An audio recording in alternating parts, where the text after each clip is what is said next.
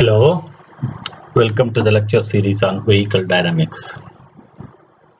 Now let us study steering geometry error.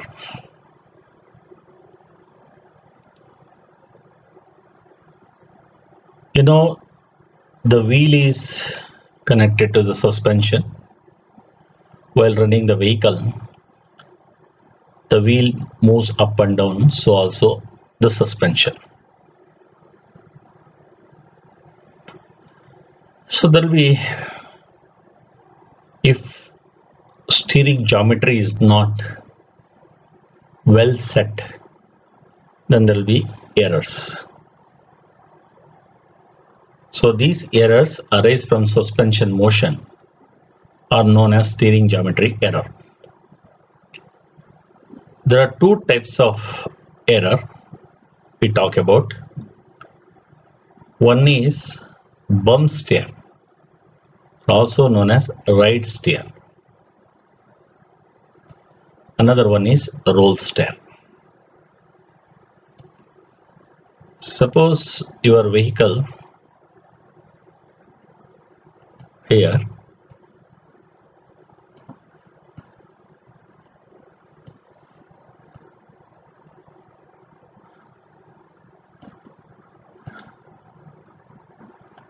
moves over a bump. So there will be extra steering that happens because of geometry error. That we call it as bump steer. Another, when you are turning the vehicle,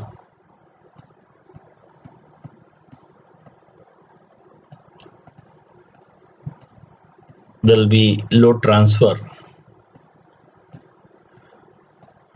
like from say right to left like this.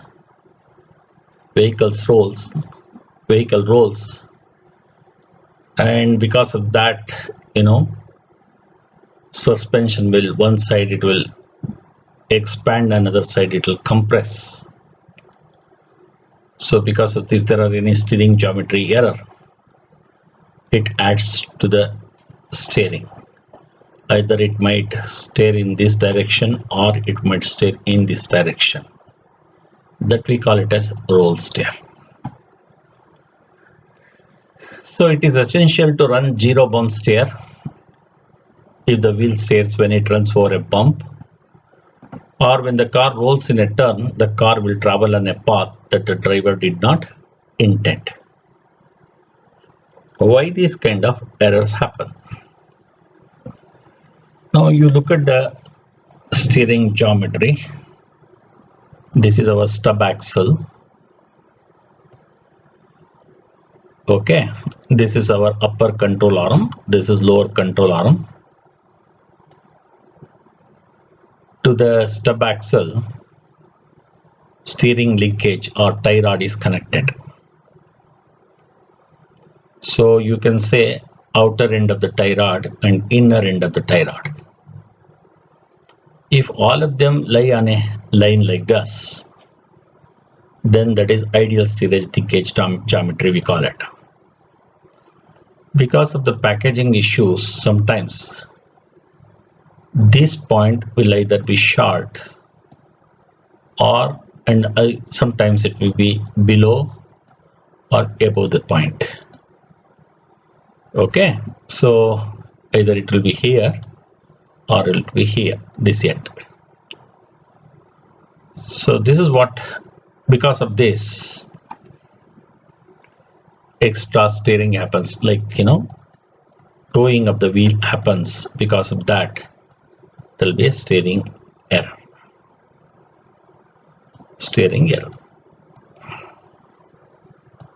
So in this case, you see here, ideal center of the steering arm ball travel is shown here by this cross, but actual point is shorter than this.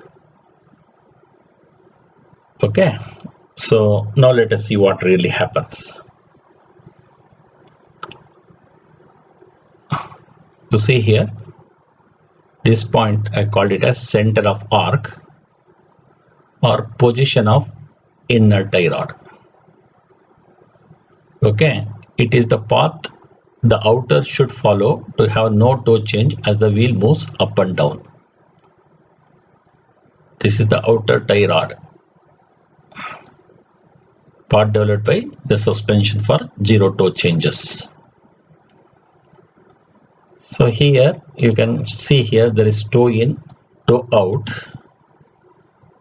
Jones stroke, that is compression stroke, rebound is expansion stroke. This is the travel, correct, inches in inches. Here also travel in inches. This is the toe angle changes. So here you can see whether it is Jones stroke or rebound stroke. The toe value remains unchanged. A plot of toe in measured at front and rear of a scribed wheel for up and down motion of the wheels. This configuration is called zero toe steer and is generally desirable. The straightness of the line indicates the tie rod length. This curve shows correct length. Okay. Now let us say it is short. If it is short now, instead of traveling this way, you see here it will follow this path. Okay, this picture shows the actual tie rod to be too short. Here the wheel will toe out in Jones, like here, toe out and rebound both, and at normal car height it will pass through the initial toe settings. So this is what really happens. This is a kind of error. This is because of that bump steer happens. Okay, so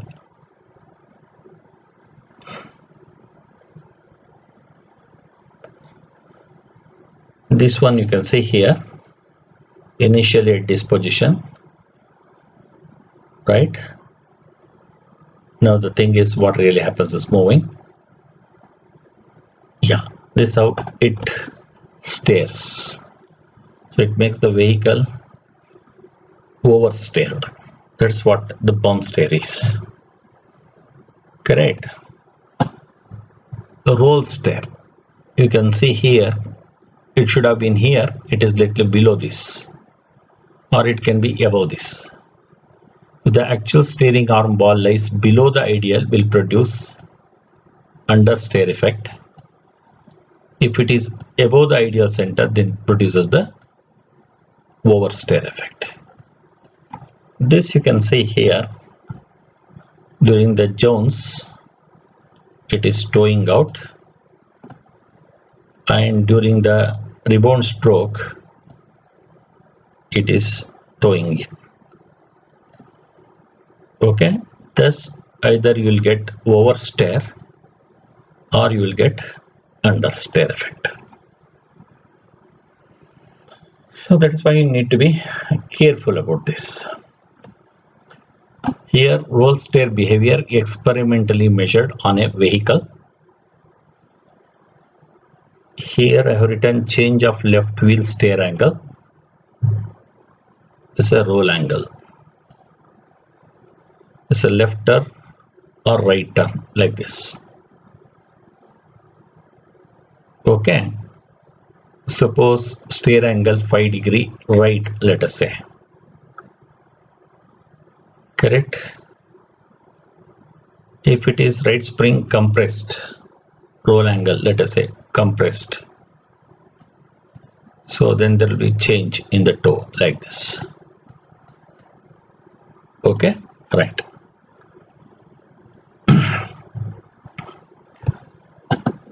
There are certain performance parameters, measures, steering system performance measures. The specific design of a steering system geometry has a well-recognized influence on steering performance measures. What are those? One is center feel, steering returnability, steering ratio, variable steering ratio, and I'll also calculate what are the steering efforts. So let us look at what we mean by center field, steering returnability, steering ratio, need for variable steering ratio, and how to calculate steering efforts.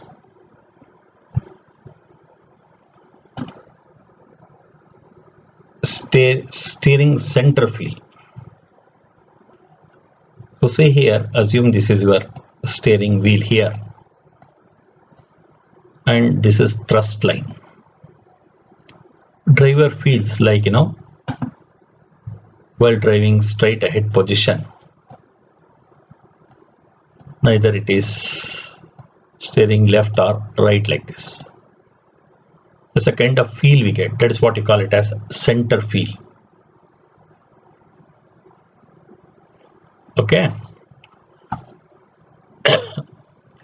Here I have written one of the common driving situation is driving along straight section, no lane change of a highway at a very high speed characterized by low lateral acceleration. The ease and confidence with which a vehicle can be driven in such a situation is important. The vehicle behavior on and about the straight ahead driving position is referred to as on-center handling. A vehicle having poor OCH, that is on-center behavior, requires continuous steering inputs. Such a situation prevents the driver from getting true bearing of the vehicle and is not desirable. Okay, let me just play a video. Let us see what exactly center feel is.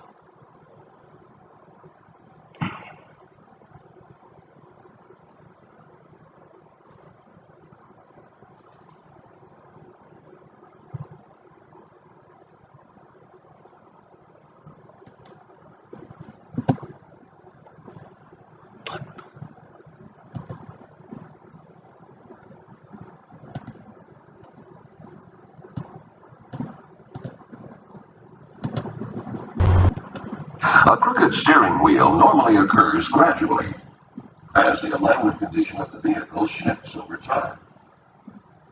This is an excellent visual indicator of this alignment. Irregular tire wear may be another. Before we explore the quality of a crooked steering wheel, let's look at the requirements necessary to achieve a straight steering wheel. In most cases, adjusting the steering is involved with a pedal mechanism. During this process, the pedal is being pressed to establish the steering rhythms. The only accurate reference is thrust line. Thrust line, which is the direction the rear wheels are pointing, and it's implemented by the rear.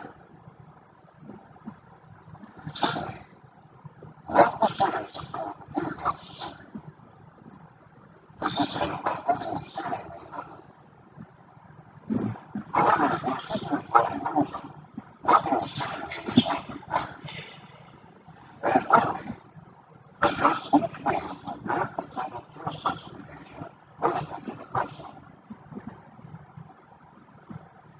With the above conditions in mind, it becomes much easier to prove out the critical class of the steering wheel. The possibilities are thrust line is not used for steering equipment. The steering wheel is not positioned with an adjustment. Individual front-two adjustments were not made correctly. The rear wheel alignment has changed, causing thrust line to change. The front alignment has changed, causing front individual throttle change. Or excessive forces push the downforce dispersion beyond the service. When performing an inspection, give an idea of starting at the rear suspension to its center relief.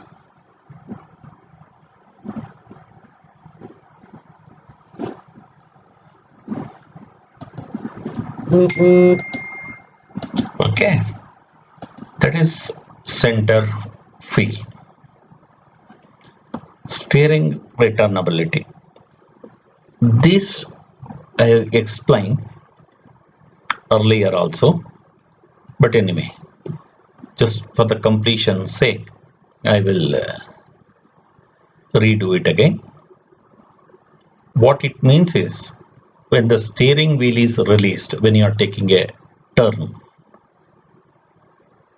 at the end of the turn, if you release the steering wheel, the wheels must return automatically to the straight running position and must remain stable in that position. That is what we call it as steering returnability. So what happens is that a wheel or tire is supposed to run in this intended direction. Whenever there is some lateral force present because of the turn, the wheel will be turning in this direction. So this angle is alpha. We call it as tire slip angle. So if you look at this video, you understand how these things will happen.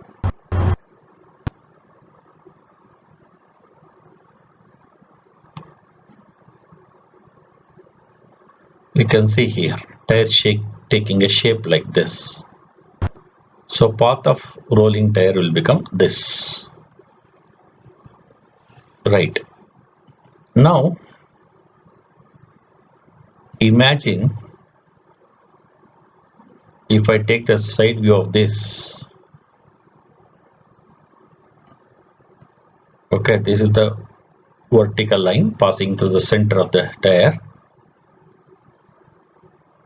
and this is where positive caster angle. So it will meet the road ahead of this center point. If this is the center point ahead of this road, it will meet. So for this wheel also, it will meet ahead of this. So that means this point for this wheel, again for the other wheel, also if I write, I am joining this point, these 2 points, like, okay, this is the line you get. The carcass of the tire will take the shape like this. The side force distribution will be in this form. It might take some kind of a triangular shape. And you can consider this is the resultant lateral force. This lateral force about this point will take a moment. This we call it as aligning moment. Okay, how this carcass will be doing this. So whenever vehicle is taking a turn, there will be a centrifugal force. To resist this, there will be grip forces or lateral forces. Because of that, the carcass will take a shape like this, and the resultant force will be acting somewhere here. Resultant force about this line, correct, where the line passing through the caster points, right? So we'll create a moment. This we call it as aligning moment. Correct. If this distance increases, the aligning moment also increases. But what is going to happen is the steering effort will increase. Right. Instead of that, if you have by chance negative caster, if you are steering in this direction, it will oversteer. That is the kind of problem. This will lead to some kind of an unstable condition. So you want to achieve aligning moment, it is necessary to have a right positive caster angle. So what is the magnitude of that self-aligning moment? This we can analyze. There is a, that lateral force here. You can call it as say pneumatic trail. This force about z-axis creates a moment. Okay, this is the center point. This is where the lateral force is acting. You have seen that. This is how this force is acting. Right. So now the about this point will create a motion. This we call it as aligning moment. Here this is for left wheel, this is for a right wheel. Then what is the distance? That is, look here, cos square root of lambda square and nu square, where lambda is lateral inclination angle and nu is the caster angle. Put together you can call it as total angle. Right. This is the way we can analyze and find out.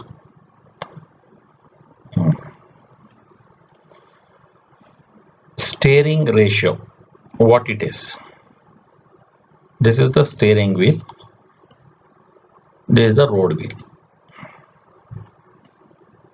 So you can call it as this is delta, this angle. Suppose if I rotate this by 20 degree, this may rotate by 1 degree. Then we say steering ratio is 20 by 1 or 20 is to 1. Okay, the steering ratio is defined as the ratio of the steering wheel rotation angle to steering wheel steer angle at the road wheels. Normally this range from 15 or 20 to 1 on passenger car and 20 to 36 to 1 on trucks. We want a larger one because if it is very short, then I think the steering effort required, because the torque gradient will be very high, the effort required will increase. That is why it is better to have a larger steering ratio. Steering ratio allow for easy steering of the front wheels. Low ratios such as 12:1 give quick but stiff steering, whereas high ratios such as 20:1 provide slow but easier steering. That is what I call it as torque gradient. Because of the compliance and steer torque gradients with increasing steer angles, the actual steering ratio may be as much as twice the design ratio. The compliance property is constant on a vehicle. The torque gradient will vary with load on the front tires. Okay, load, tire type, pressure, coefficient of friction, all these matter a lot.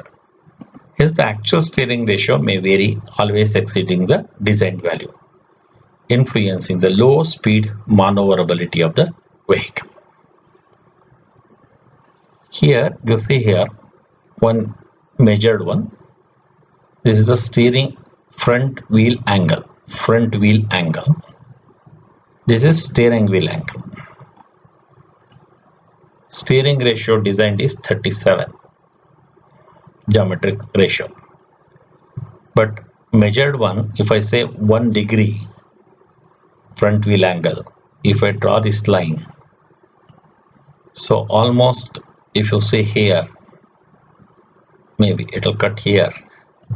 If you drop down, you will get around 76 degree. Upper end steering ratio is 76. That's what I mentioned. Because of the compliance and steer torque gradients with increasing steer angles, the actual steering ratio may be as much as twice the design ratio. This is 37, this is 76, almost twice. Okay, right. Steering angle for cornering, we will develop this little later. This is given as 57.3 L by R plus K V squared by GR.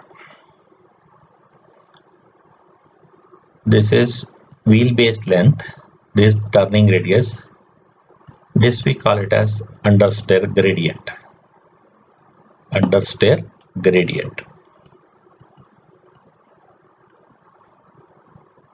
And V squared by R is nothing but lateral acceleration.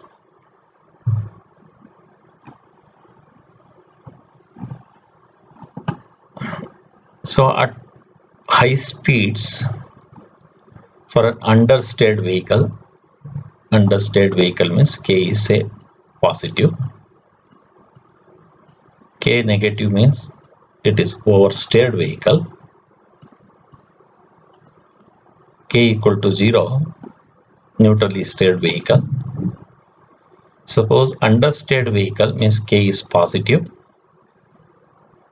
As the velocity increases, steering angle also increases. For cornering at high speed, it is good to have smaller steering ratio.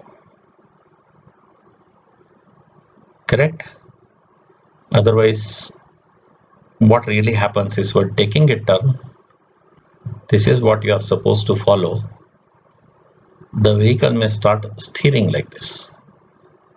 That's why to quickly steer to follow this track, it is better to have a smaller steering ratio. If the steering ratio large, it takes more time to steer than by the time the vehicle would have gone out of this track. So it is necessary to have smaller steering ratio. So steering ratio for braking. Here, let us say, here caster angles are given. These are positive caster angles. These are negative caster angle. Here, the brake force coefficient is given. Correct. If you are in this region, caster is positive. Correct. So vehicle understeers. Here, vehicle will start oversteering in this region. So what really happens is, suppose if this is the wheel, this is the center line, and these are your caster angle. Correct? So while braking, when we brake, simply this point might move here. So it becomes negative caster. That means this point will move here. This will come back when we brake this. So when you do this way, as I mentioned earlier, if you have negative caster, you see here negative caster, the aligning moment will start help the turning. Correct. That is why it will start oversteering in this case. You want to counter this, then the steering ratio should be small. Otherwise, the vehicle will become unstable. Correct. Braking is a special case in which steering system design plays an important role in directional response. The tire aligning torque, which effectively act like 4 to 8 degrees of caster angle under free rolling condition, can reverse in direction during braking. That's what I said. So brake force imbalance due to brake malfunction or split coefficient surface will also act on the compliant steering system attempt to steer the vehicle. That's what exactly happens. Okay, so it is necessary to have smaller steering ratio to counter this effect. So from these, it's very clear that Normally, we design a vehicle with a fixed steering ratio. But there are situations where I might have to go for shorter steering ratio. Like what I said, in this case, it is a shorter steering ratio that is required. Also, when I said here, also we required a shorter steering ratio. So it is necessary to have some kind of a variable steering ratio so that we can make the vehicle more safe. So that is where exactly adjustable steering ratio, if I can bring in, depending on the condition, if in the steering system, if the steering ratio can be changed, then you can call that as an active steering system. So here I have written need for active steering. When vehicle yaws during braking due to imbalanced forces, braking forces, or vehicle yaws due to split mu. What is the meaning of that is, suppose this is your vehicle.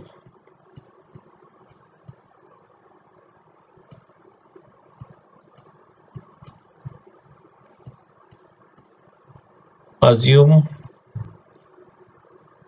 this wheel is on one mu value, this wheel is on another mu value. Let us say mu2 is smaller than mu1. When I apply a brake force, this brake force may be large, this brake force may be small because of mu. Correct? Now, mu W is the force that we apply. Now, if this is the center of gravity of the vehicle, this will create a moment like this, and this will create a moment like this. This moment is larger than this moment, so that the whole vehicle will steer like this, like spins like this. Or you can call this as yaw effect, because it is rotating about z-axis. And also explain vehicle aligned moment changes its direction due to caster change. During braking it can happen. Okay, so steering ratio should be small to reduce the yaw rate by steering in the opposite direction quickly. Normal speeds and normal conditions, steering torque rate should not have steep gradient, reasonable steering ratio required. Hence, there is a need for variable steering ratio. That's what we call it as an active steering system. So, now the concept of active steering is, when driving at lower speeds, such as in city traffic, when parking or on winding mountain roads, active steering increases the size of the steering angle, so it will have low steering ratio. Correct. Then you see, because the torque gradient you can avoid. At medium speed, steering is easier. To ensure smoothness at higher speed, as of around 120 to 140 kilometers per hour, active steering becomes more indirect. Active steering therefore reduces the amount of change in the steering angle for every movement of the steering wheel. That means it reduces the steering wheel ratio. This gives the driver the advantage of more precise steering at higher speeds and ensures greater stability and more comfort. If the vehicle is threatened with instability, such as by oversteering or braking on a changeable surface, active steering helps to overcome it by reducing the steering ratio. For example, in order to reduce unsafe yaw, active steering can increase the angle of steering wheels faster than even most expert driver. So that is the need for active steering. And that is it. Now, what exactly in active steering we do? As usual, you have a manual steering system. You have this. There is no problem at all. In addition to that, you have a motor and gear system. So whenever you require active steering, so whenever less you want to reduce, so the motor gets switched on and it will also steer this pinion, steer the pinion. So that's how it can vary. Either it can be motor speed can be varied, that's one thing. Motor can work in clockwise direction or counterclockwise direction, depending on whether the steering ratio has to be increased or the steering ratio has to be decreased. Such a system we call it as active steering system. At the heart of active steering system is the planetary gear set integrated into the steering column. An electric motor in the joint adjusts the front wheel steering angle in proportional to car's current speed. Okay, this is what it is. And this kind of system is available on, say, BMW vehicle. So if you can play this video, you will understand how exactly an active steering system works. Okay, these are some of the performance parameters of the steering system. Now let us look at how to calculate the steering effort. That I will do it in the next video.